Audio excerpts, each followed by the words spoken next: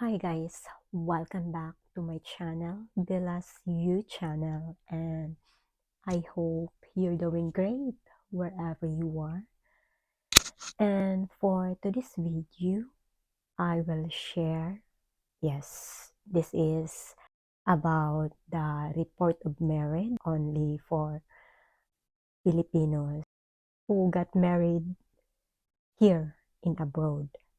Happy New Year, everyone, and this is my first video for this year 2024.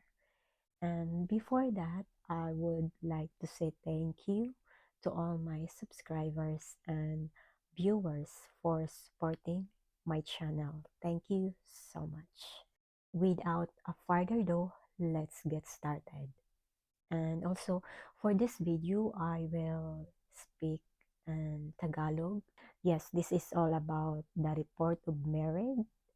Yes, I will share my timeline and what are the documents that I submit and also the documents that they return to me. So, magtatagalog lang ako kasi for Filipinos only this video. At saka may video na ako kung anong mga documents ang pinasa ko. At ilagay ko ang link sa aking description box below. And actually, last year, 2023, November, pa kami na-approve. Kaso, ang busy ko talaga that time. Then, dumating ang New Year, COVID-19 hit us. So, I still have a running nose now. Yes, so siguro mahalata nyo sa boses yun, nag-iba siya. Kaya, pasensyahan nyo na ako ha.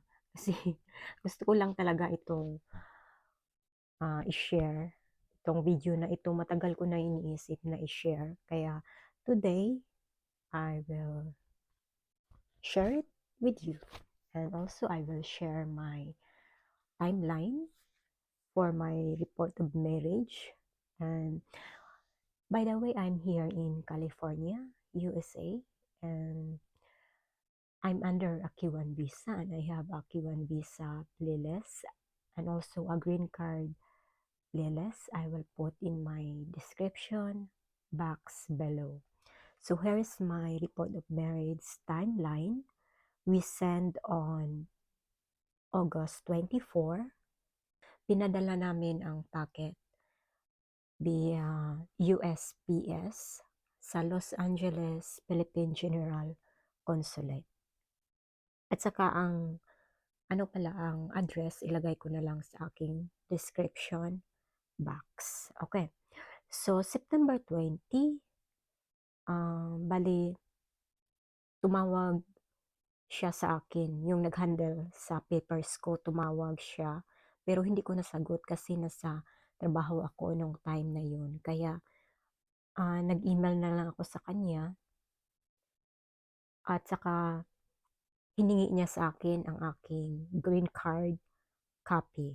So, sabi niya, i-email mo na lang. So, yun, pinadala ko siya via email. Then, September 13,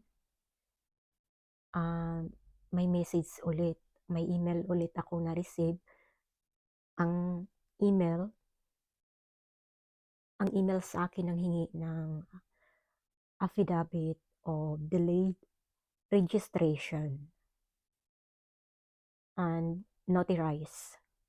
Kapag more than 1 year na nagpasa kayo, kailangan may affidavit of delayed registration na kayo na ipasa. Kaya, yun, nanghingi sila sa akin ng affidavit of delayed registration and notarize kasi August 28 ang aming 1 year sa noong kinasal kami. 1 year. 1 year na, August 28. So, pinasa namin August 24. So, medyo, na talaga, malapit na. Kaya, yun hiningian kami ng affidavit of delayed registration. So, November 2, nag-email sila ulit sa akin. Nag-remind lang na hinihintay nila yung affidavit of delayed registration. Then, pinilapan namin yung form at saka pinanotarize. Pinanotarize namin sa UPS. Ang bayad, 15 each signature. Then, November 3, pinadala na namin ang affidavit of delayed registration at saka November 17, ito, sinend nila ulit sa akin ang aking mga papeles na pinasa, copy. So, napakita ko sa inyo kung ano yung mga sinauli sa akin. Okay?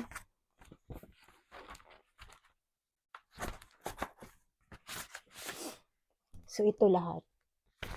Ito lahat ang sinauli sa akin. May tsaka may pinadala sila. Ito. Basahin ko You may request a PCA copy of the report of marriage or ROM after 4 to 8 months from the date of reporting at www.pcaservicelist.com.ph. Then to complete the online transaction, you will need the transmittal details, reference number, dispatch date, transmittal date, which can be obtained from the DFA Manila's Consular Records Division with email oca@crd-us.dfa.gov.ph. In the meantime, since it takes considerable time to secure a PCE issued document, the consulate accept for now the process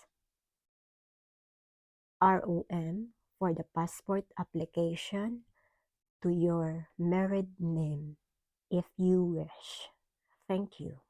So, yes, pwede na akong mag-renew ng aking passport or magkuha ng aking passport.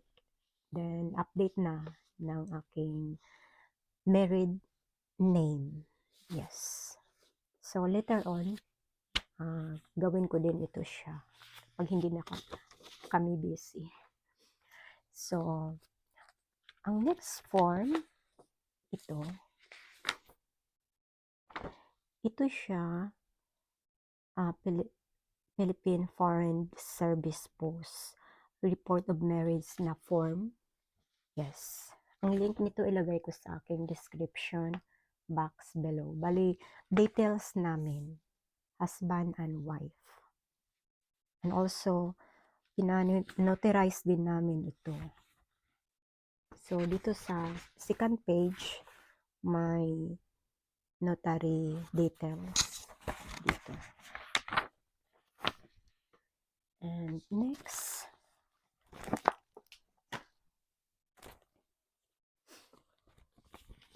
ito, birth certificate, photocopy ng birth certificate ng aking husband, at saka original birth certificate ko din, ito. Saka original certificate of marriage, ito. Okay lang na magbigay kayo ng original documents kasi balik naman nila. So, itong binabalik sa akin. Then next, ito, ito, copy ito. Copy ng report of marriage form. Then may sale dito from Philippine Consulate General. Ito. Yan. Okay. Saka signature nila dito. Then next copy.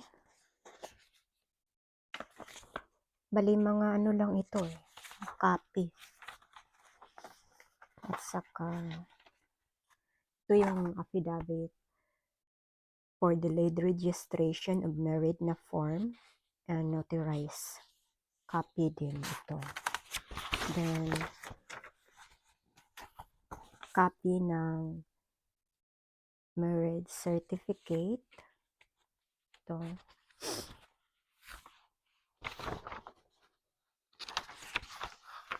Then copy ng birth certificate ko. At saka copy din, photocopy ng aking passport. Philippine passport. Okay?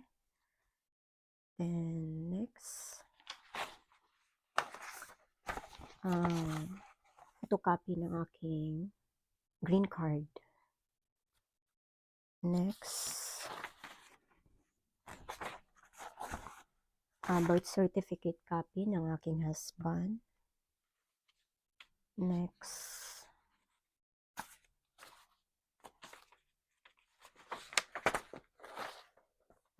passport copy din niya. Ito. And next,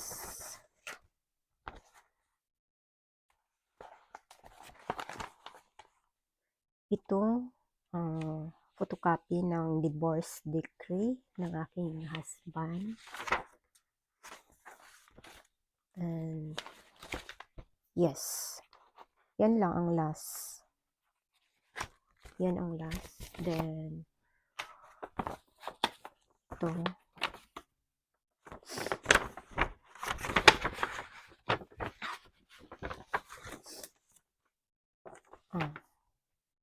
Saka ito din ang bayad ng report of marriage. Ito yung resibo. $25. Yan. So, yan lang. So, yan lang guys ang binalik sa akin. So, if you have any question, you can comment in my comment box below. Okay? So, that's all for this video. At saka, yung mga mag-comment sa akin, shout out ko sa aking next video. Yes. Bye for now. Thank you so much for watching and see you in my next video. Take care and God bless us all. Bye.